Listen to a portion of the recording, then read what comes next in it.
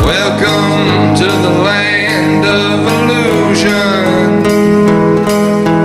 Welcome to your final resting place.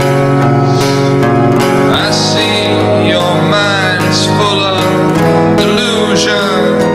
When you look in the mirror, do you see your own face? Welcome to California, place for hopes, place for dreams. Welcome to Modern Art Blitz. My name is Matt Gleason. I am your host. Yours, not yours, not yours, yours. I am your host for an hour of discussing contemporary art in and around Los Angeles. Today we have three amazing guests. It's going to be a great show. Later in the show we have Jackie Drager. We have Lily Lakich. Right now, I want to introduce an artist. You may have seen her at the LA Art Show at my booth. You may have seen her in a lot of other shows. We're going to talk about her burgeoning career. Eva Malhotra. Eva, welcome to Modern Art Blitz. How you doing? I'm doing fine, thank you. I'm very happy to be here. Yep. Oh, good. I'm glad you're happy. I have yet to have an artist or a guest admit that they were miserable to be here, but I'm sure there were a few. So let's get into it. This is behind us an example of your art. You consider yourself, I introduced you as an artist. Are you a painter or an artist? I think I'm an artist. Okay, just making sure. Some people are very particular. You know, the worst are photographers. They're photographers, not artists. And I agree. So, okay, so we're looking at a painting behind you. What is the title of this piece? You know, I don't title my paintings. No? No. That's your one chance at poetry. No? I guess I'm not a poet. So tell us about, you've got what I consider to be a very unique, compelling technique. Do you consider it a technique? I mean, do you work at it methodically? Are you guided by anything metaphysical? I mean, you dig into the artwork, correct? Yes, I actually layer many layers of paint in different colors, maybe 12 or 15 layers of paint. And then I carve it with the same kind of tools that you use for the woodblock prints. Now, have you ever done woodblock prints? No, I haven't. You have no experience with that? No. You're using our tools and you're not one of us. That's right. Oh boy, you're taking big risks here. Big risks in the art tool community. So how big is this piece?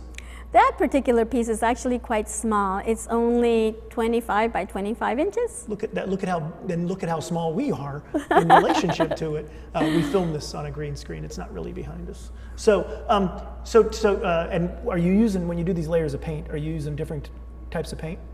Well, sometimes I use oils and sometimes I use acrylics. Do you use them combined or separate? No, I never combine them. I always do them separately. I've learned on this show, talking materials with a lot of artists, that's a very smart thing to do. Never combine the two. There's one that you can put one on top of the other, but you can't put the other on top. Something about it is bad. Oh man. And there's been some disagreements on this show, a little scuffle.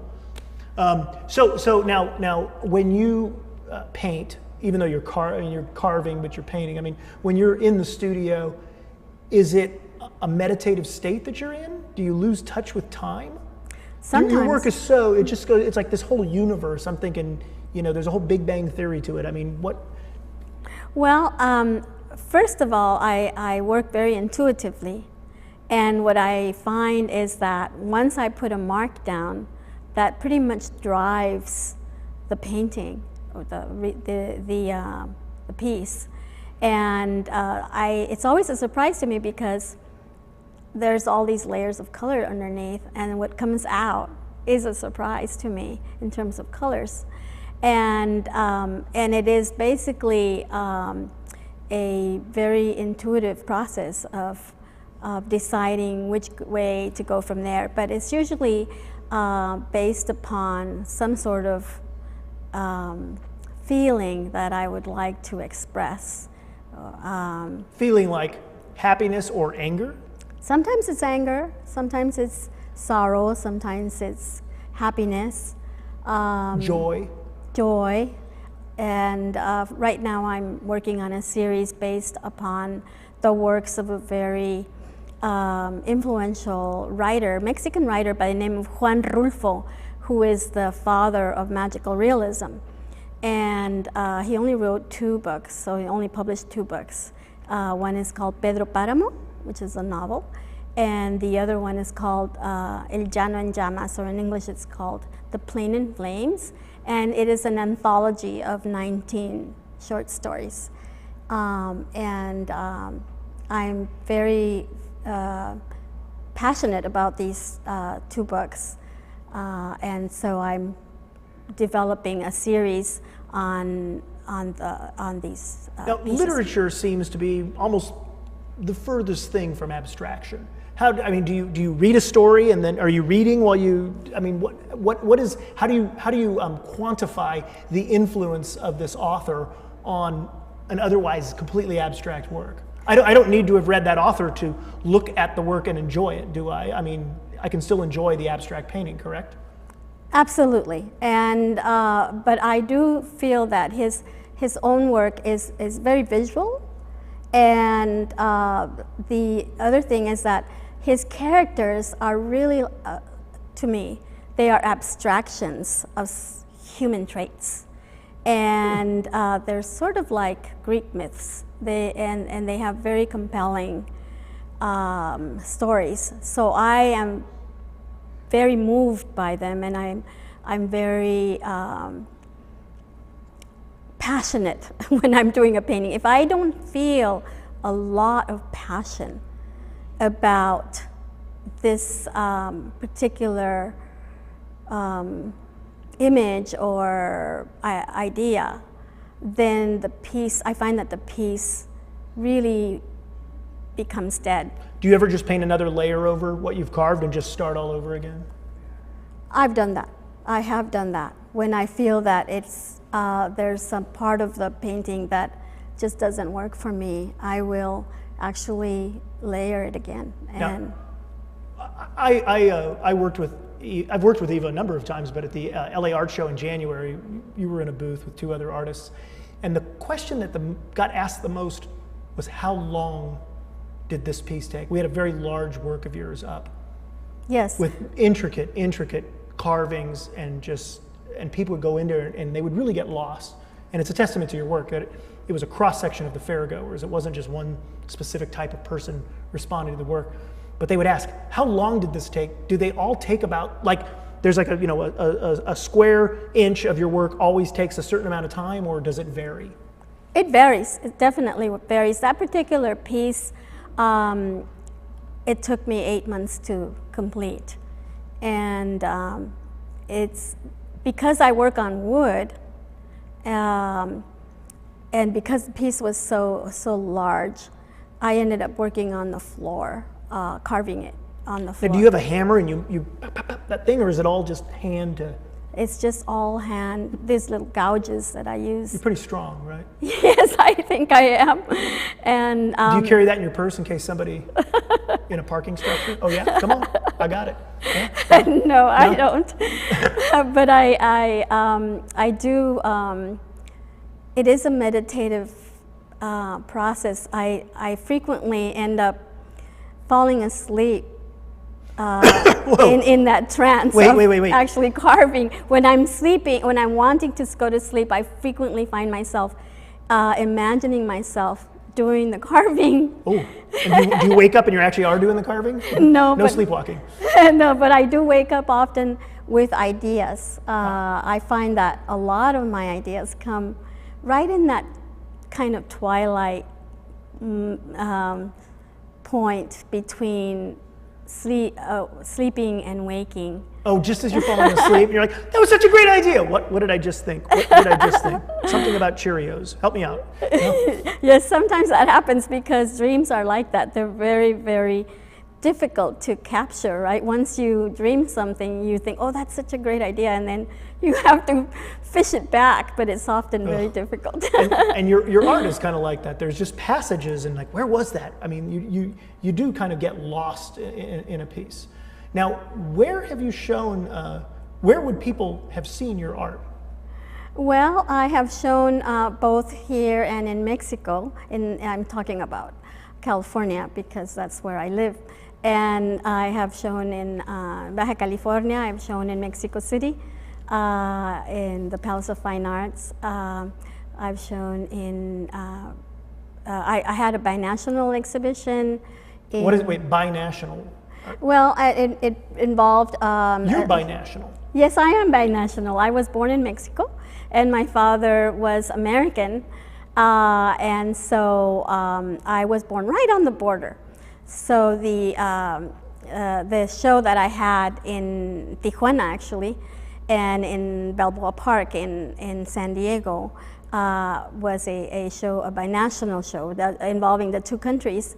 And it was a show about where I was expressing my feelings about the femicide in Mexico. The femicide. Tell me about the femicide. Well, in Mexico, unfortunately, it is very dangerous for women. There's a lot of violence against women, and this was only exacerbated by the international treaties, NAFTA, for example, which brought a lot of companies to the border between Mexico and the United States, which were producing products that could be produced at a very low wage level and then exported to the United States. Mexico's biggest trading partner is the United States. And this brought a lot of women and men to the border areas to procure work. From like the countryside? From the countryside. People who weren't used to a city kind of urban existence? Oh no, they could have come from other cities. Areas too? It's just that when you have a burgeoning population which all of a sudden grows from a sleepy little town to millions of people, then the infrastructure is not set in place for the security of the people who come there. And so that lends itself to that kind of exploitation of violence against women, because it can be, it's a very anonymous population where people just arrived and no one knows them, and so if they disappear, who's going to notice, right? Ooh, terrible, terrible, terrible. Yes. And so were did you have this on both sides of the border, the art about the femicide? I had that exhibition, yes, because certainly violence against women is not it doesn't end at the border. No, it certainly comes to the United States, and it's in the United States and goes to Mexico as well. And what are we looking at here? This one's got it's so many dense layers here. Well, that's another piece that do you know what year this piece is from? Yes, this piece was actually made at the beginning of 2016. Oh, okay, relatively new piece. Yes. I've had people wow, that's a great picture. Did you just finish it? No, that's from like 1998. And you're like, oh, no, we want people to see the new stuff. So 2016, year old, that's good. We're doing good here. And how big is this piece? That piece is about 36 by 36. Wow. It's also small, but when you have to work on wood, you're more limited in scope, although sometimes I have made some really large pieces. In fact, the one at the LA art show was 8 feet by 8 feet. But now, when did you decide you're going to be an artist? Like, I'm an artist.